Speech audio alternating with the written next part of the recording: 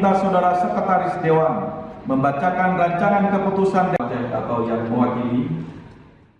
Rapat paripurna pergantian Ketua DPRA yang dipimpin Wakil Ketua DPRA Safarudin digelar pada Selasa malam, serta dihadiri anggota DPRA lainnya.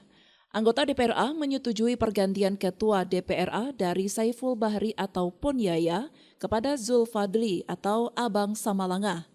Sebelumnya, Partai Aceh telah mengajukan surat pergantian Ketua DPRA dari Saiful Bahri alias Ponyaya ke Zulfadli.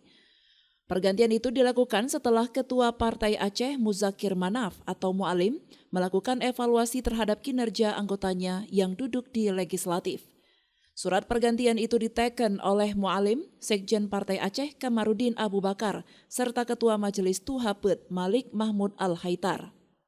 Wakil Ketua DPRA Safarudin menjelaskan sesuai amanat pasal 37 dan 39 Peraturan Pemerintah Nomor 12 Tahun 2018 menyatakan pemberhentian pimpinan DPRA dan penetapan calon pengganti pimpinan DPRA yang diusulkan partai politik diumumkan dalam rapat paripurna dan ditetapkan dengan keputusan Dewan. Safarudin juga mengatakan Badan Musyawarah Banmus telah menggelar rapat pimpinan untuk menindaklanjuti surat dari Dewan Pimpinan Pusat Partai Aceh terkait usulan pergantian Ketua DPRA periode 2019 hingga 2024. Yang pertama kita menyampaikan bahwa misalkan surat yang masuk ke DPR Aceh kita sudah menuliskan ke Mahmud dan ini dari bulan paripurna sudah selesai.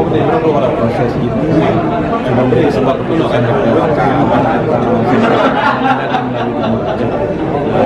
yang artinya akan sesuai dengan mekanisme yang ada.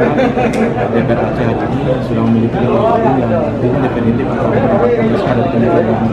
Jadi tunggu saja pertemuan dari keputusan surat hari ini kita selesaikan, besok sudah bisa kita kirim.